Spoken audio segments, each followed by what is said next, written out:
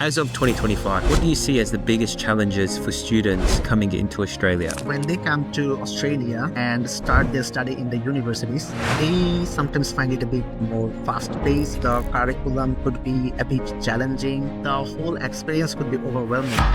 So sometimes the students just say, I think maybe I've been scoring really good in my home country, but I don't feel like this is the perfect course for me. And when you are applying as a student from offshore or overseas, initially you'll have to prove to the government of Australia, the Department of Home Affairs, that you are a genuine student and you have no other intentions other than studying in Australia. Since last year, Australia is being a bit more strict nowadays in the genuine student criteria. Have you got any horror stories of when a student has been matched to a college that didn't meet their expectation or just didn't perform? There might be a certain style of learning that they're used to in their home country, and they come here and it could be quite shocking because the style of maybe lectures and tutorials and this format, it can be quite different. Which industries in Australia currently are experiencing gaps that are required to be filled by overseas migrants? There's also a lot of pressure around housing prices and rental prices, and I think a lot of the blame has gone on to international students. So Murad, which industries in Australia currently are experiencing gaps that are required to be filled by overseas migrants? There are actually plenty of occupations where Australia is still lacking skilled professionals. So first of all, we can go with the STEM sector. It's the science, technology, engineering, mathematics sector. After that, we can also say that Australia needs a huge amount of social workers, nurses, the IT specialist. I would say there are lots of graduates right now with an IT degree, but in case of actual skilled professionals, they're still lacking in that part as well. Okay. And so if you're a student currently and you're studying, is it the case that you want to align yourself to these particular professions? So it's always better to study in some courses that are actually in the mid and long-term skills. See, the STEM or the IT, these courses are actually not for just being skilled and successful in Australia, right? These are those core subjects. Like if you study those programs, you can succeed in any country. Maybe you can go back to your home country and you can excel in that field. Or if you are probably planning to move to Europe to enjoy their cultural aspects now, you can also, after graduating, you can go there and succeed as well. Okay, so you're saying don't just try and fit yourself into what the Australian workforce needs at the time. It should be something more aligned to your interests. Is that what you're saying? Yeah. So people should actually study the courses like that, the courses that can create some global, big global aspects or global influence. So the STEMs and the IT are the courses that students should go for. As an educational consultant, actually, we cannot legally give the students some legal advice for the peer or their after-study migrations. According to the ESOS Act or the National Code 2018, we can do is education consultant is we can guide the students like what course to study according to their future planning. Basically, what we do is we just talk to the students. We see what is their preference and what they're planning to do after their study. Maybe try to, sometimes it really happens that the student actually doesn't know that what he wants to study or not. So back to the question that you were asking. So if a student is studying in a course and he thinks that is not a PR pathway course and he wants to try something else, maybe in that case, I'll give him some advice that, this course or occupations are trending right now. So maybe if you study those courses, you can probably after studying, you'll have a really good chance. But of course, before that, I'll have to consult with a registered Mara agent. As of 2025, what do you see as the biggest challenges for students coming into Australia? As of 2025, I would say the biggest challenge for the international students would be their genuine studentship. So previously it was called the GTE term, the genuine temporary entry term, where the students would have to go on and prove that they will be a genuine temporary resident during their period of study in Australia. And after the study, they will be going back to their home country. So when you are applying as a student from offshore or overseas, initially you'll have to prove to the government of Australia, the Department of Home Affairs, that you are a genuine student and you have no other intentions other than studying in Australia. Since last year, Australia is being a bit more strict nowadays in the genuine student criteria. Also, I've been seeing time to time that students are failing to meet the English requirement. Yeah. Okay. Also, there might be a bit more difficulties in, sorry about that. So they might also feel a bit more difficulties to prove their financial capacities as well, because previously the DHA was a bit more flexible in that, but now they might be a bit more strict. Okay. So the bar has been set higher, and that has happened. Is that something that's happened recently, or when did that start occurring? That started actually from 2024 July.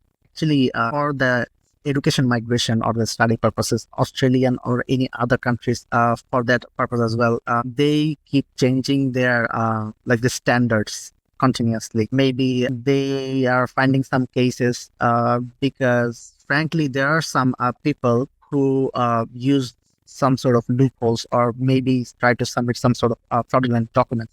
So whenever something like that happens, the government takes steps to prevent that, to stop illegal migrants to enter the country, right? So that's how things have been changing.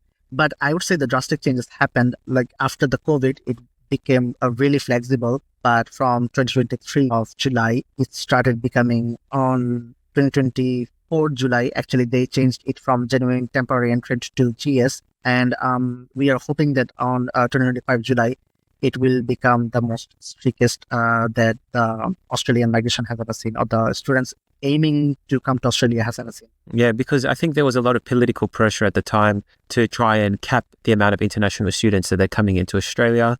There's also a lot of pressure around housing prices and rental prices. And I think a lot of the blame has gone on to international students. So this must be their way of trying to combat that and make sure that the students that are coming into Australia, they're genuine students. We're not just letting anybody in. Is that right? Yeah, exactly. Also, like they have set some caps actually early of 2025 and in the end of 2024, during the period of 2024 December to January of 2025, they actually set caps for each and every universities, telling the CRICOs that you cannot have enrolled more than this many students. But then they again went on and fought the DHA in the parliament that we want more students so that we can keep our international rankings and our standards. So see, if you are getting more of international students, there are lots of talented students from overseas as well who are probably participating in some sort of research and stuff, and that actually increases the university's ranking as well. Okay. And are students still interested in studying in Australia, or are they curious about studying elsewhere?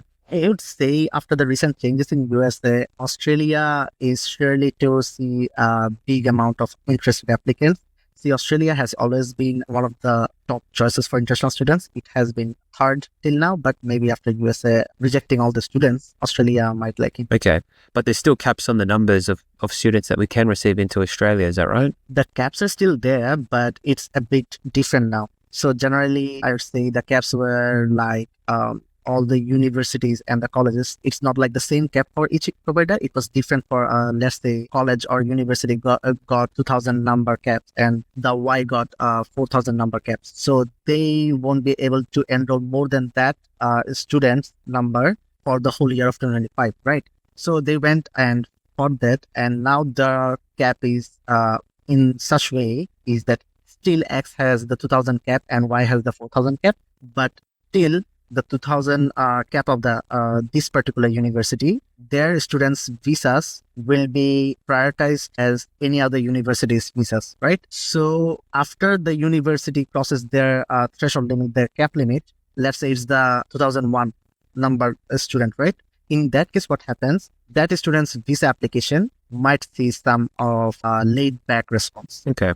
Well, let's talk about colleges. How important is it to pick the right college for the student? That is actually the most important thing. Like if you are really serious and passionate about what you're studying and what you want to be in future, choosing the right college or the right university is the main thing. See, each university and college has different sorts of curriculum and everything. So what I say to my students generally is whenever they are coming that I want to study this particular courses. So what I do is like I say, see, these universities are your options as you are planning to study in this particular state. So go through the university's course link and stuff like that. So some student might like the top-notch university's curriculum, or some students might be probably focusing on a cheaper tuition fees, right? So yeah, the choice of university is always important because the better universities or the better colleges, actually the colleges, those have the accredited courses, they have a better syllabus. So after you graduate, you can become a better skilled person. Yeah. Well, have you got any horror stories of when a student has been matched to a college that didn't meet their expectation or just didn't perform? Yeah, I won't say that a horror story like that, but often what happens is universities admission team, they also keep changing now and then. So once what happened was I applied for a student and received the offer letter from a particular university. I won't mention the name. So what happened was I received another similar profile. As I found success in the previous student, I also submitted the application, but the university said the student does not meet the requirement. So I wouldn't say that it's a horror, but I had to go on some email conversations back and forth, have a little bit of fight and argument that if you're giving this student some sort of similar student, you're giving the similar student conditional offer letter. So this student, I think, also deserves the offer letter. So yeah. Okay. What about students that go to a college and they just want to get out of it straight away because they might be having a bad experience? Does that happen often? Yeah, that might happen because lots of students are coming from, let's say, from my experience, I have worked with mostly Bangladeshi students, Indian students, and like mostly from the Indian subcontinent, right? So what happens with these students are they are accustomed to studying in a certain pace in their own education system of their own home country. So when they come to Australia and start their study in the universities, they sometimes find it a bit more fast-paced. The curriculum could be a bit challenging. The whole experience could be overwhelming. So sometimes the students just say, I think maybe I've been like scoring really good in my home country, but I don't feel like this is the perfect course for me anymore. So in that case, what they do is they come to the education consultant that I'm facing this and that trouble. Maybe I'm trying to find another course, maybe, or something like that. In that case, we have to talk to the student, see what's actually going on, and probably help him further. Okay. So it's kind of like a cultural difference in learning. There might be a certain style of learning that they're used to in their home country, and they come here and it could be quite shocking because the style of maybe lectures and tutorials and this format, it can be quite different. Like even myself, like I grew up here in Australia and going from, for example, high school to university, it's a completely different learning format. And some people like it and some people don't like it. Some people prefer that more intimate classroom environment, whereas some people will maybe excel in a more of an independent learning situation. So that, if you combine that with, you know, maybe language barriers or new social circles, it could be quite problematic and challenging for these students, I imagine. Yeah, also Australian education culture actually follows the work integrated learning, which is, in my opinion, the best thing they can do for the students to prepare them for the professional world. See, the thing I said, it's actually from my experience as well. I started my bachelor degree in my home country and studied probably for 1 year or so. And after that, I went abroad for my undergraduation as well. And the change was drastic. So back in my home country, you know, we were actually, on the first day, the teacher would have said a book name that we will be following this and that book. So you must have that. You can buy it or you can get it from our university library, all right? But when I went to China for my bachelor, what I saw was the teacher didn't even if you ask, they will suggest you a book or so, but mostly the curriculum is based on you just take your laptop to the class and the teacher are teaching you from the PDF, showing you some proper industrial videos and stuff like that, which will actually make you more familiar with the industry itself rather than pursuing after the books. And it's almost similar here in Australia as well. So they let the students discuss topics among themselves and do some sort of sample projects and stuff like that, which actually improves students' teamwork and other work ethics related skills. Yes. So sometimes for students, this can be a bit of overwhelming. Some take it positively, some take it a bit negatively. Yeah, that's a difference. Yeah. Okay. So that's interesting because the culture of learning, it can just change based on, it can definitely change based on the institution. But when you get countries involved, I'm sure there's huge differences. Huge difference, yeah. Yeah. Okay. All right. And so let's say a student wants to change course, which I'm sure happens all the time. What are the steps that they need to take to, you know, change course? If I'm not happy with what I'm studying one day, can I all of a sudden just say, oh, hold on, let me call Murad and let me get into a different course? Or are there steps that I need to kind of prepare myself for? So in that case, before going to what a student should do, what I probably should start with is what people should not do. Because when you are asking the question, what you are saying let me call Murad, but what happens is actually the student does not call Murad. they go and call their friends, right? So that's where they make the mistake. Your friend is another international student in Australia. He's been taking his consultations from some other education consultant, some other Murads, right? But if you're a new student and you have a friend who's been living here for probably, let's say, 6 months longer or 1 year longer than you, students somehow rely on that person. What course should I study? What should I do? Like, course should I choose for my PR pathway and stuff like that? See, your friend is neither an education consultant or a Mala agent, right? So that's why I want to get it to first that stop taking consultation from your friends. What about consultations with ChatGPT or AI? Yeah, you can probably try it with ChatGPT or AI, but see, an AI cannot see your emotions, cannot ask you questions. What they do is you ask the questions and they give you the answer, right? They won't be asking you the questions in repetition. Like when I'm listening to something, I might think, I'm looking at your facial expressions. I might be thinking like, okay, you might be giving me some sort of information. You are probably trying to hide some sort of information from me on this regard. So I'll try to poke you a little bit on the specific section where it actually hurts. That's how I consult, to be honest. So I try to find out every small bits and pieces from you so that I can actually help you properly. So what happens is It's always if you're like if you were to talk to an AI or ChatGPT about it, you wouldn't know what information to give it, and Exactly. therefore the AI wouldn't know what questions to ask you. So it's kind of a bit of a cycle where it's you're poking to get information, and then from that you're extracting more, asking more questions, and kind of going through that cycle of information gathering and extracting. And unless you know specifically what to be asking for, looking out for, and seeing how the person reacts, you won't be able to get that same information. Right. See, because as you said, actually, ChatGPT won't be asking you the proper questions back. So you won't be actually giving all the necessary information you need to give to ChatGPT actually to get the exact proper consultation. So this is And why. there's probably a lot of information that's offline that AI wouldn't have access to, things like potential courses or fees for the courses, any discounts or specials that might be occurring. Yeah. All of that information you have at your fingertips. Yeah.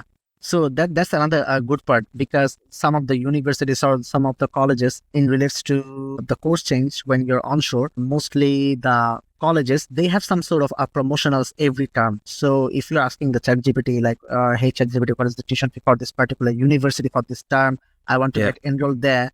ChatGPT will be giving you the straight information from the website, and that might be like a bit out of your budget, and you'll say that no, that college is good, but the tuition fee is a bit high. I won't be going there. Where, like, actually, you could have studied in that good college in the less tuition fee because they are running a promotion. So this is why you need to like talk to the education agents particularly. Yeah.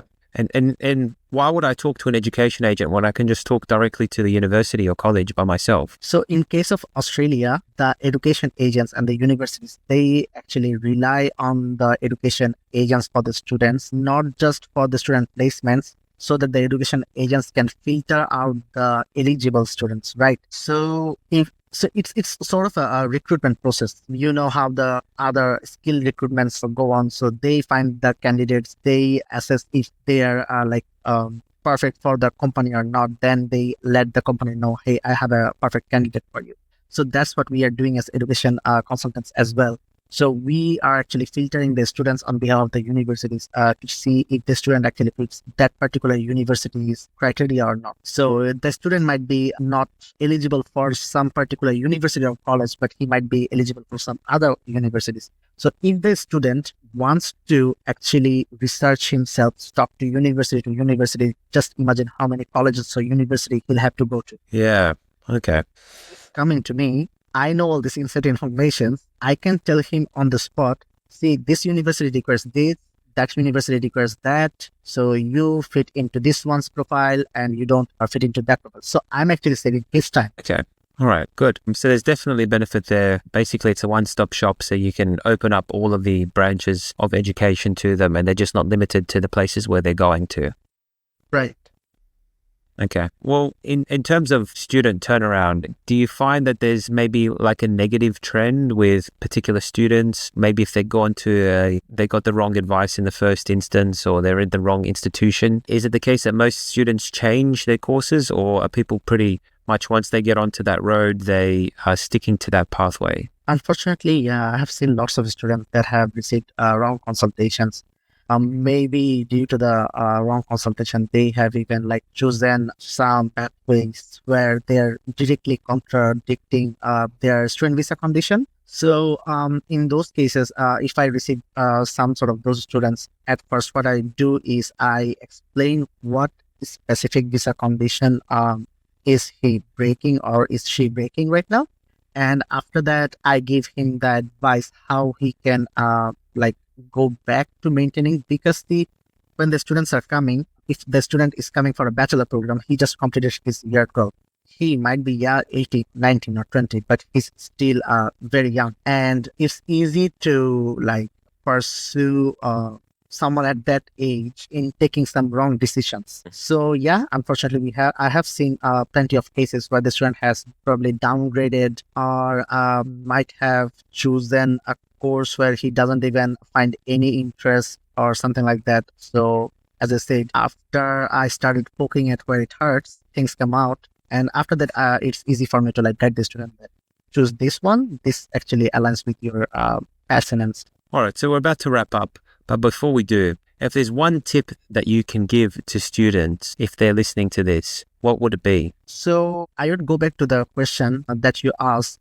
like what the students should do. So the students should initially consult a professional education consultant. If the student is not happy with the consultation, he should probably try few more actually, and always ask questions. What happens is when the students are taking consultation, they are basically focused on like what the consultant is saying. I don't get much of return questions. So if you're not asking questions, you won't be learning.